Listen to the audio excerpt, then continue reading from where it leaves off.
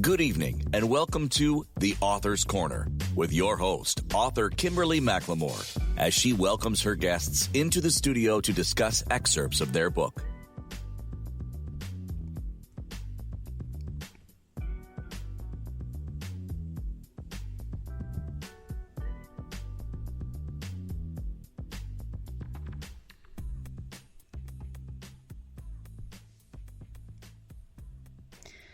All right, good evening and welcome to the Author's Corner. I am your host, author Kimberly McLemore, and thank you for tuning into tonight's show.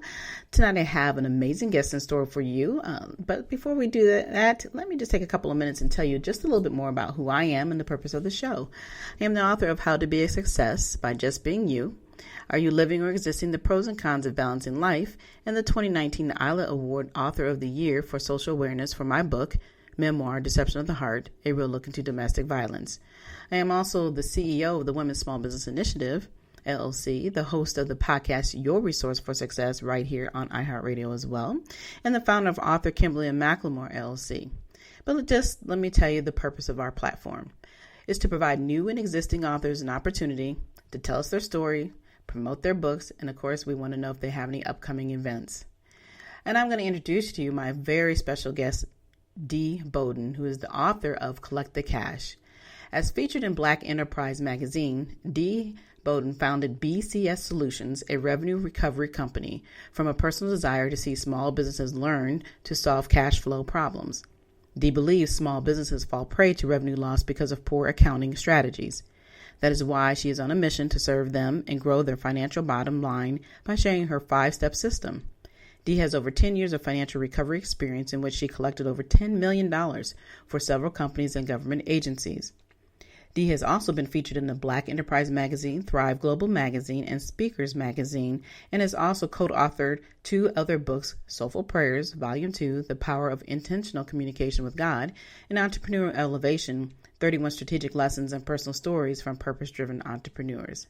So without further ado, please help me welcome my special guest author, Dee Bowden. Hey, Dee, how are you?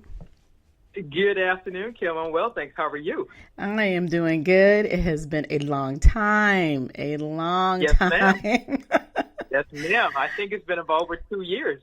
Yeah, that's what we're just saying, as people know, we always talk, as I call it, the green room. And, it's amazing how long it's been, but then it really hasn't. I mean, we obviously see each other constantly through social media, and even though we haven't been in person, you have been a guest of mine on previous shows, but we have definitely you have grown in the 2 years that we haven't actually been able to talk fully. So I am excited about hearing more of what's going on with you.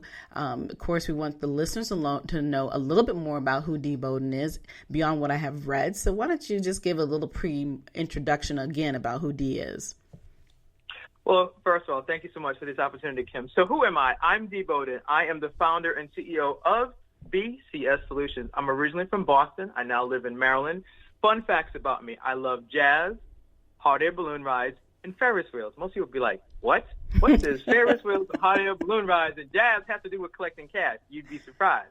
It all ties in because I believe that you have to have fun in whatever you do. And so I decided that because I deal with money, and money tends to be a very stressful topic, I needed to find a fun way to kind of balance out what I do professionally, and then do something fun. So jazz is one of the ways I definitely do self-care and relax. Hot air balloon rides is because when I turned 40, that's actually how I celebrate it. And I've always been fascinated with how you put together a hot air balloon, how you actually go up in the air, how you can be 5,250 feet and float for 5 miles. And it's just you, the balloon, and God. It's actually an amazing thing. And then the Ferris wheels, that's because I guess I never really liked those twist and turns rides at the amusement park. So I found the Ferris wheels because that was the common thing I could find. So once I found that, I was like, that's my thing. And then guess what? They have Ferris wheels all over the world, and they are like majestic. So it's like one of those cool things. Well, it's funny that you choose the Ferris wheel because even though it's not, turning up and down and, making you sick and making you crazy, the first thing I always think about when I get on one is that, am I going to get stuck in the top of the air, the very top? And I'm just there looking like, okay, now how am I going to get down? That is always my first thought. And I love them too. I think they're so pretty, and you get in there and you're moving real slow. But then I'm like, when it stops, will I get back to the bottom? So. Yeah, definitely. No, it's definitely, and and that's kind of the challenge along with collecting your money, because you always wonder if after I make this sale and after I deliver this product or service, am I going to get paid? So that's kind of indirectly how the Ferris wheel ties into collecting cash. Yeah, and that's actually a very cool concept. So why don't we just dive into that part of it? Because, like you said, collecting cash is not something that everybody's excited about. All we care about, I guess, and we're, as people being in business, whether you're an author, whether you're running any other type of business, no matter what it is, you still have to find a way to get paid. So once you get to that point, and we all know that we've all done it where, hey, you've done something for somebody, a service or provided a product, and then that one person, oh, I don't have the money today, I'm going to give it to you soon. And, you're reaching out, and guess what? You never get it. And it's like, how do you get yourself caught into those pickles? And then what do you do to get yourself back to, to where it is you literally make sure that these people are responsible for making sure that they pay for the products and services. And, some people have that attitude, well, I'm not paying you for anything until I get what I want. So tell us, how do you collect the cash? So I guess we'll back up a little bit. Let's talk a little bit how BCS Solutions came about, and then we'll dive into that other portion of that question of how do we get to that point where we really, make people responsible for payments. Sure, great question. So how did BCS Solutions get started? Well, it got started like this. About 15 years ago, I used to work for a small IT firm outside of Boston, where I'm from. I got hired as a part-time collector. I used to work Monday through Friday, 4 to 8. So I get hired as a collections person, and they say, hey, Dee, here's your list of accounts. And I was like, oh, goodness. And my list of accounts was an $8 million problem. Wow. So I said, are y'all serious? Y'all really have $8 million in outstanding sales? They're like, yes, and we need your resume said that you are experienced in collecting. We need you to do what you do to collect this money. So I said a short period that kind of went like this. Hey, God, yes, Dee, you said if anybody lacks wisdom to ask you, I truly don't know how to solve this $8 million problem, and I really need you to help me figure out what I'm supposed to do with this. Right. So I got quiet. I got my download. I said, oh, what came up for me was two things. Collections is two things. It's problem solving, and it's an extension of customer service. Now, I work for a small IT firm. We're talking about a small company, a small business, less than 100 people. Mm-hmm. And so how they got $8 million worth of sales on the books and not in the bank was a puzzle. I said, okay, I got to figure this out. So short prayer, get my download, figure out two things. Collections is problem solving and extension of customer service. I went to work, and I actually collected $6 million in 60 days while working part-time. Now, everybody goes, oh, my gosh, that's amazing. And it is. But what created BCS Solutions was this. On October 24th and 5th in 2005, the CEO of the company says, listen, we need to come downstairs and have a chat. And I'm usually kind of funny, and I say, well, if you have a boo or a booette, or he or she says, listen, we need to talk, you're like, I don't want to do that part. Exactly. I don't want to talk to you. I don't want to talk. So we come downstairs, and we're like, okay, we're thinking, okay, everybody's done their collections, done their sales. We're about to get a bonus. They're like, listen, we have to have a conversation. We're like, okay, just tell us we're getting the bonuses, right? How much are we getting paid? Let's do this. They're like, no, it's not that kind of conversation. We've made an executive decision, and we're closing the company. And you've got 30 minutes to go get your stuff and leave the building. This is 2 months before Christmas. Now, wow. Just like you, I had that sigh and some other choice words, and I was like, are you kidding me? Like, what? So after everybody goes and gets their boxes and their plants and they walk out the building, we're like, are you serious? We like the whole company is gone? 100 of us, 2 months before Christmas, we're out of a job. Now, I picked myself off the ground, had shed some real tears because I was like, I worked really hard to get that $6 million. Mm-hmm. I'm like, exactly. I'm not getting anything from this? And I'm not getting anything from this? Are you kidding? So many, many, many years later, I went back into my career, and I've always been in receivables management and contract administration. So I've always been dealing with contracts, collections, businesses, and money. Mm-hmm. And so about 3-4 years ago, I went to school again, and then I was like, okay, I really want to make a difference. And I never really forgot about what happened to me. And so as I'm looking now in 2020 and beyond, we've got all these companies that are starting and that are that are losing money and are going out of business because they don't know how to make sure the sale is complete and the money's in the bank. Mm-hmm. They're just ignoring that part. And I realize that they're ignoring it because when you hear the word collections, most people go, ugh, I don't want to do that part. I don't want to have to go ask you for money. But I contend that the sale is not complete until the money's in the bank, and you have to collect it. And you cannot be afraid to ask for your money because you provided a product or service in good faith. And so you're expecting that your customer is going to be responsible and do that. And so BCS Solutions got started because of what happened to me personally. And then I decided that I wanted to be a messenger about the back office, about that one part of the business that most people don't talk about. Everybody talks about sales, everybody talks about contracts, everybody talks about orders and services, but no one really talks about collections. And I said, okay, this is the niche, this is the difference that God gave me to use to make a difference. And so I said, I can make a difference and $1. I'm like, okay, let's do it. That's how we got started. Right. And like you said, using the word collections is usually that bad, like so that bad word that people like, I don't want to hear. And then when you get that phone call, and most people already know, that they owe money and they haven't done what they're supposed to do. But when they get that phone call, it's like, I'm not answering that. I'm not going to give them anything. I don't owe them anything. I think a lot of times when I hear the word collections, and I think about when people go to school and they've gone through school, they've completed everything, and they know they have to pay that money back, but then they don't pay that money back. So then they end up in collections, So it's to me, it's the same preference that why would you take a service or a product and not want to pay for it? So my thought process is with you is that how do you talk to people and say, I'm sure it's like, do you call them and say, hey, well, I need for you to pay this. We know we need to collect this. Obviously not. So there's a method to your madness. What is that method? So the method to the madness is this. So the way I'm going to answer that question is I'm going to talk about it from my experience in corporate. I've been in business to business to government, business to corporations type of collections. The type of collections you're talking about is more consumer collections. That's where the people call you and harass you and make you feel low in the footprint. That's not me. That's not me. That's not BCS Solutions. That's not what we do. Okay. I'm talking to your listening audience. I'm talking to business owners. So basically, what I'm doing is I'm getting on the phone and we're saying, hi, this is Dee. I'm calling on behalf of such and such company. I'm calling you about account number, blah, blah, blah, invoice number, blah, blah, blah. And I noticed that our payment was missed. And I'd like to find out why. And then I'm waiting for you to give me, I need to get connected to the right person. I need to find out who's the person that takes my call, what happened. And then I'm working to build a relationship with you because in order for me to be successful in recovering this money, I have to build a relationship. I can't come at you, hollering and screaming and, I didn't pay my money.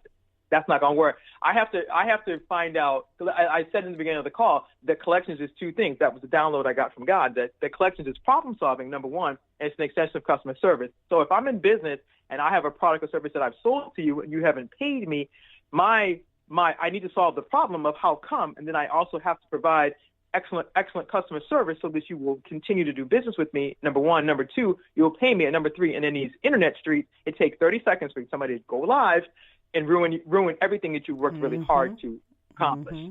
And so I work to build the relationship, I work to solve the problem, and I work for us to get to a win-win. And so when you were reading my bio and you were sharing about how much money I've collected, I've learned to do that over my career because I've had to build relationships. I have to get somebody to take my call, number one. And here's the secret sauce. The real secret sauce of all this is gratitude. I take the people who take my calls, I tell them thank you. I say, thank you for taking my call, number one. Thank you for doing the research to help me solve this problem so I can get paid, number two. And number three, thank you for allowing us to work together.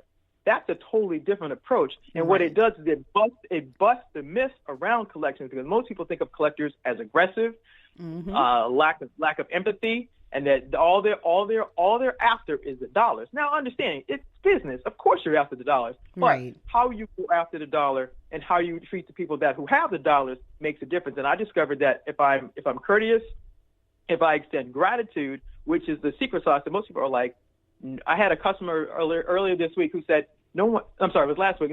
She said, no one ever calls to say thank you. I said, well, that's what makes me different. I thank you for taking the time to help me solve this problem. we had a $500,000 problem, which I needed to say thank you for, because it was in that research and solving that problem, we found that it wasn't a $500,000 problem. An error had been made, and it ended up being a $43,000 problem, which is a whole lot of money. Yeah, that's a huge difference. It's a huge discrepancy. But what it is that getting on the phone, treating that person with respect, how do we collaborate so we can solve this problem? That's what makes BCS Solutions different. And that's when people were like, I've never heard that. I was like, I know. And it's the secret sauce that has brought the level of success that I've had. And it's how I believe that if you're in business, you want to treat your customers with respect, because you want them to come back. Do repeat business. That's right. That's right. Yeah, just to come back. Exactly. Right. You want repeat business, and you want them to be your marketing team on the streets and saying, "Oh my gosh, when I interacted with Kim or interacted with Dee, oh my gosh, it was the best." And what I envisioned, especially when I owed them money, I envisioned was going to be difficult and challenging, and it wasn't that at all. They're like, wait a minute now. Wait a minute. Where'd you come from? Where you from? I'm from Boston.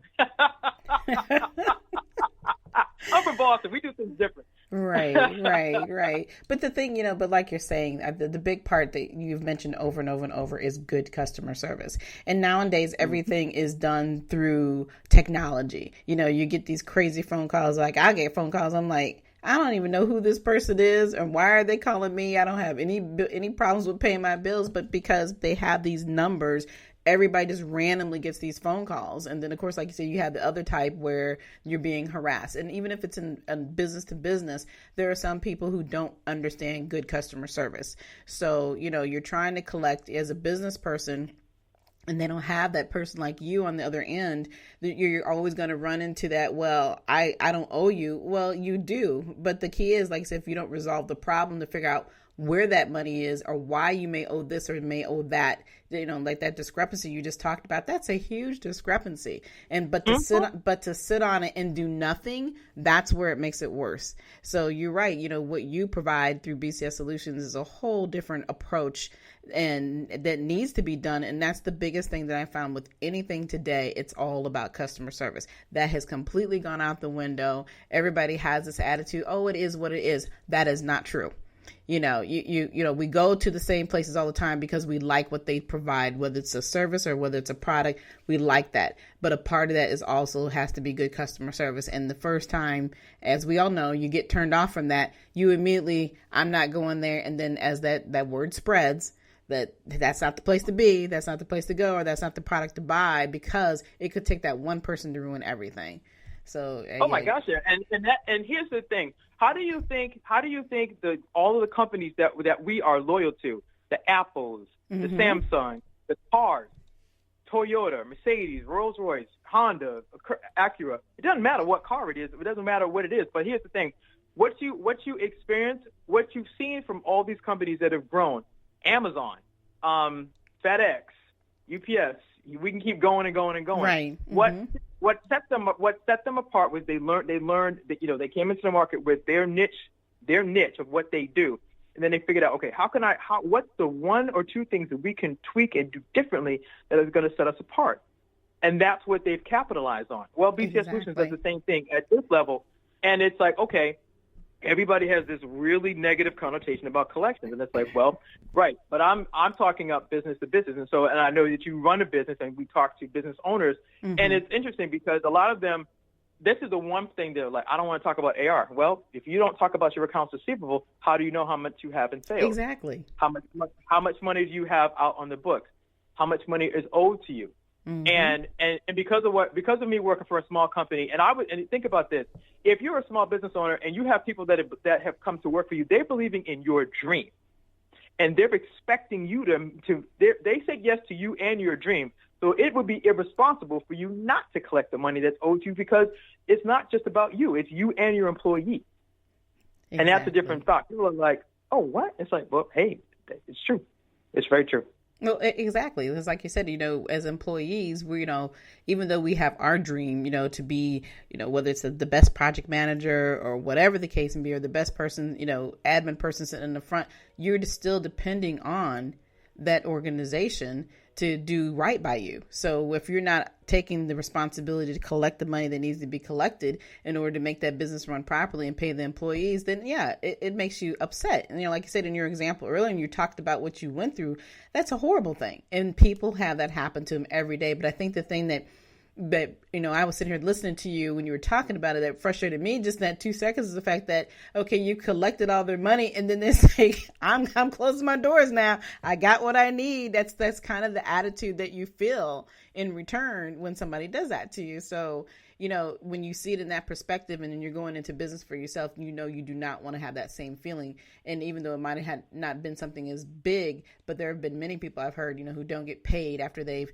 worked all their hours, and then they have these excuses of why they're not getting paid from the companies. It's like, no, that there's something wrong there that you need to understand that's going on in your accounting.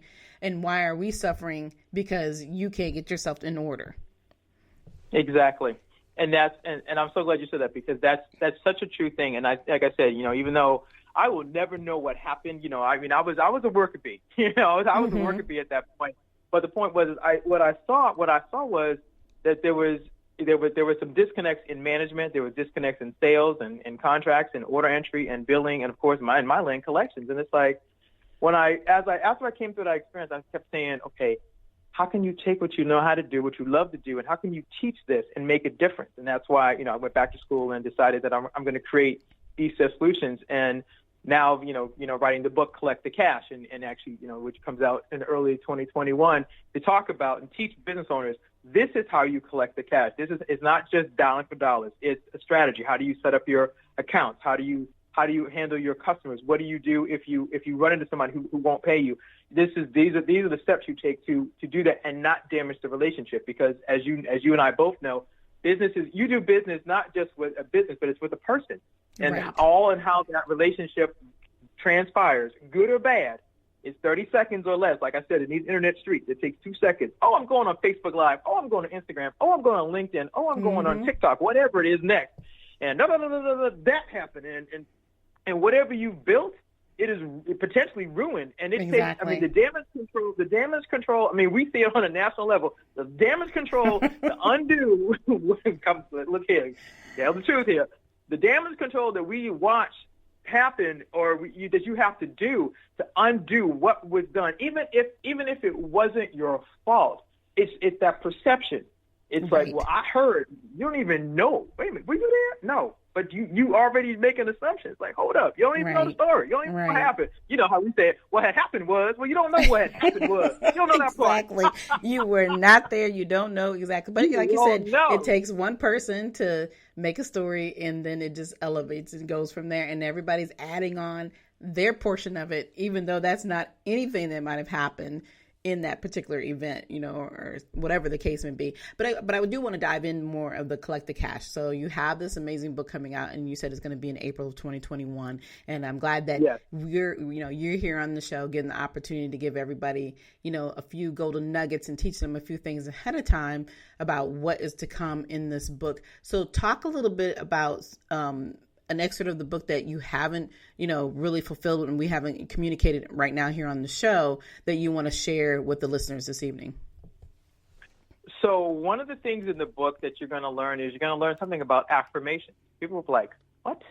What do affirmations have to do with collections? It's all about mindset, because most people think about collections. They just think about somebody dialing for dollars, give me my account, let's go into it. Well, one of the things I talk about in the book is your mindset. I talk about why affirmations are so important. And as a part of my success, I learned that I had to change my mindset about collections and how I saw it as not just dialing for dollars, but it's an extension of customer service and it's problem solving. It's something that most people don't think about. And like everything else, everybody has an affirmation for everything.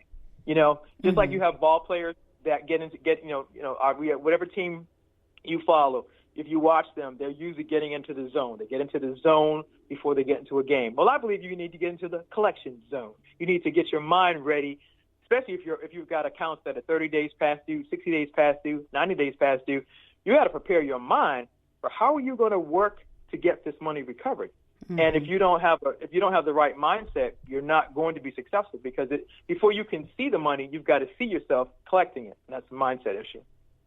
Actually, that is very good. I like that, having affirmations. Like I said, we all have our own affirmations for, our personal selves. And then of course, when you think about your business, yeah, we think about a mindset, but to actually sit down and say, I've got to have my mind set to this in order for me to get from point A to point B, that is actually very clever. And like I said, it does, I think, take the stress off of wondering and feeling like, am I a bad person because I didn't collect my money, or am I a bad person because I didn't pay, and like I said, it's just really, truly understanding what is going on in your business. And a lot of times when we're small business owners, we try to do too much on ourselves. We don't take the responsibility to push that out and let the right people do it for you, because we can't do everything. We're not experts in everything. And I think that, do you see that you run into that a lot after you've gone through and you're reviewing these companies who have these issues, and when it comes to collecting money, that they just won't let go and won't allow the people to get involved that should be? Oh, absolutely. And I say, okay. I almost want to say like, yes. And I say that hesitantly, but I'll answer it truthfully, because what I've discovered is this. It's pride. It's hard to say, I need help. I need assistance. I done made a mess. Like if you have kids, you're like, when your kid comes in the house and you're like, Mom, you're like, what happened? Well, I made a mess. You turn around, you're like, good night, you done made a mess. And how do I fix this? How do I fix this? How do I undo this? Right. Well, and the same thing in business, as a small business owner, because here's the thing, when you start your business, you believe you are coming into the marketplace with the next best, greatest widget that does all of these super things. Okay, you and everybody else who started their business, and everybody else who started their business also thought they knew how to sell, they knew how to market, they knew how to track, they knew how to do invoicing, they knew how to do order fulfillment, they knew how to collect money. And then you realize, okay, I'm not really, really good at that part, but I'm not going to say anything. I'm not going to ask for help. I'm not going to ask for assistance. I'm not going to go get the training, or I'm not going to potentially collaborate with somebody else who's really good at this so I can be really good in my lane. Oh, no, I'm not doing all that. And that's basically, that's pride. So you'd rather stay stuck and not get paid, because your pride is getting in the way of you asking for the assistance that you need, so that you can actually flow in your lane of brilliance and do that part, and let everybody else who flows in their lanes of brilliance do their part. And then collectively, you all are all successful. Yeah, I see it all the time. Yep, I bet you, I bet you do, and it just doesn't flow into the cash part. It flows into everything that they do when the pride gets in the way, and we all have had that portion in our life where, like, say, we know it all, we know that as soon as you come out the business, you have this attitude that everybody's going to want what you want and have, and services or products or whatever the case may be. But then you do have to look at reality. And, a lot of times we all, as a business owners, most people think that when they come in, their idea is supposed to be that way. And when it doesn't go that particular way that they perceive it or seen it and visualize it, then it becomes a problem. And then that's when you're definitely right, when the pride steps in, and it just doesn't ruin the portion of collecting cash. It ruins everything, because they won't step out of the way from themselves to realize that you have to tweak things. That's what business is about. And that's a good part of understanding why you need a business plan.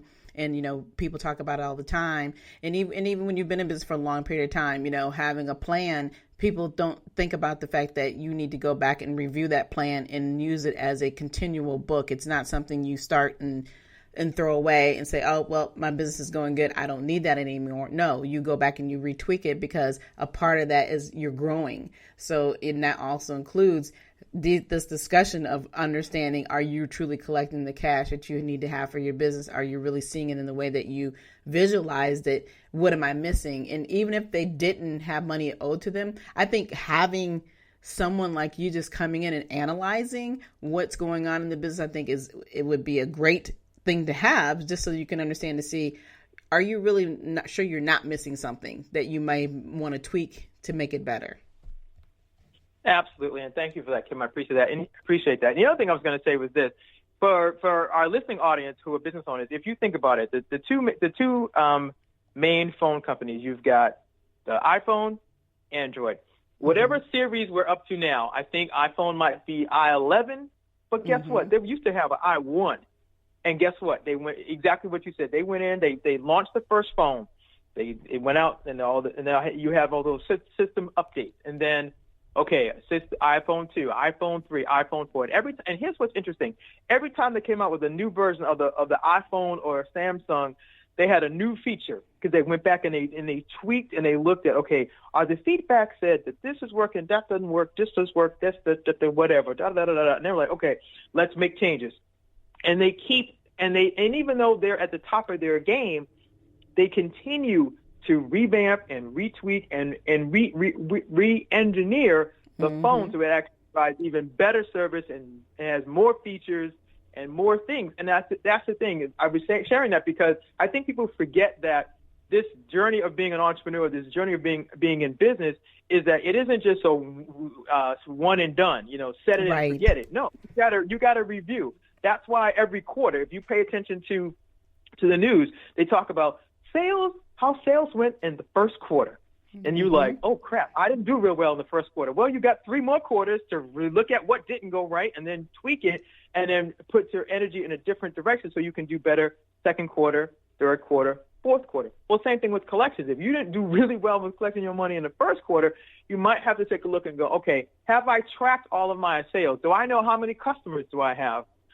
Ooh, I didn't know about that part, D. Yeah, that part. And then do I know how many sales I had? Oh, man, you're making me work now. Yeah, I need you to track what's going on, because what gets tracked gets measured. If you ain't tracking it, it's not getting measured, and then you're missing money. Yeah, that part. Exactly. That part. Yep. Yes. Yeah, and it's funny because, we're having this conversation, and obviously, like I said, your book is all based on understanding how to collect the cash, but the things that we're talking about are very basic 101 type business things that you do as a business person. And it's funny, like I said, we get into the business and sometimes you get that attitude that, hey, I've made it, I don't need to worry about all this. And then you forget those simple things are what made you successful. And those are the things that you have to constantly go back and review, retweak, and continue to make better so that you are growing, but then also, like I said, making sure that you aren't missing out on that cash that you didn't even know you were missing, just because you didn't bother to go back and retweak and relook at what you're doing. So yeah, excellent. So Dee, just quickly, do you have anything else you want to share from the book, or do you have any upcoming events or anything else you would like to share? I know that we're all still into the COVID, and everything's been gone virtual, but there are a lot of people who are doing amazing things virtually. So do you have anything to share with us this evening about that? So a couple of things I can share. Number one, I'm actually going to be a virtual presenter at a conference called MogulCon next month, actually, MogulCon. So it's MOGULCON live, MogulCon.live, MogulConlive.com. It's MogulConlive.com. So I'll be presenting actually a piece about collect the cash. And one of the things I'm going to be teaching on is actually how to set goals to collect your cash.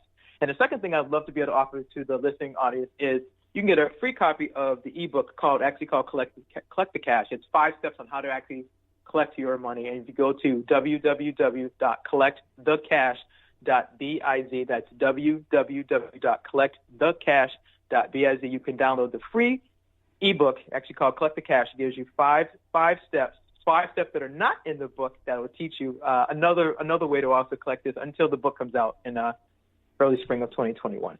All right. Well, awesome. That is pretty cool. So listeners, I hope that you are really paying attention to our conversation this evening, because Dee just threw out some amazing golden nuggets that, like I said, we don't always think about, but this is something to learn.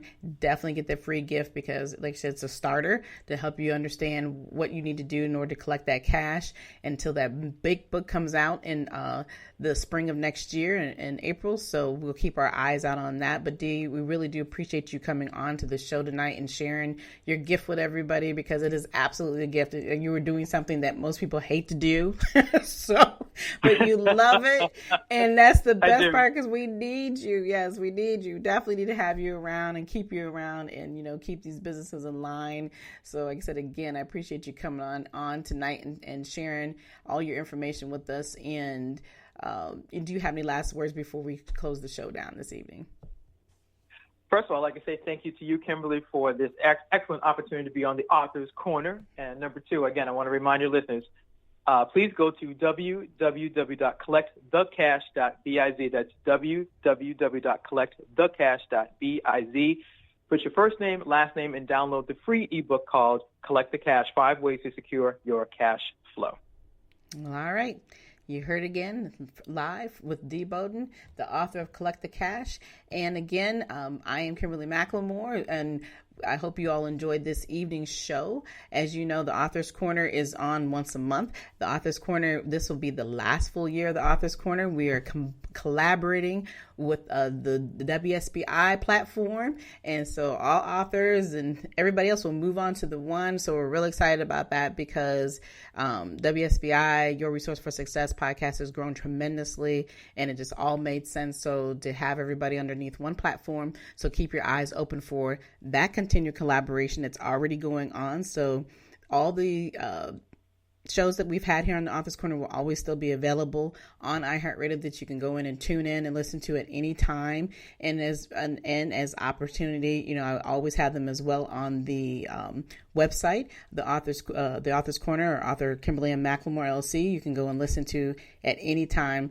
But remember that you can also listen to the social media platforms that we have. Go to my YouTube page. You can hear the shows as often as you like. We're not going away completely. We're just making a change that makes sense, and for all the listeners to have more reach, being that we have well over 6,000 listening people on the other platforms. So I hope, though, that you have enjoyed this evening show. And if you have any questions, please feel free to reach out to me at KimberlyMMcLemore@gmail.com anytime, or you can just go to www.sbilc.com. You can also leave me a message through that website at any time.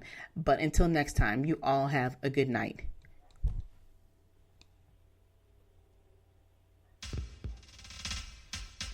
Good night, everyone, and thank you for tuning in tonight. We'll be back next month on Friday evening at 7 p.m. Eastern Time with 2 more amazing guests. Follow us on iHeartRadio, Spotify, Facebook, Twitter, YouTube, and Instagram at Author Kimberly McLemore. Music by Audionautics.com.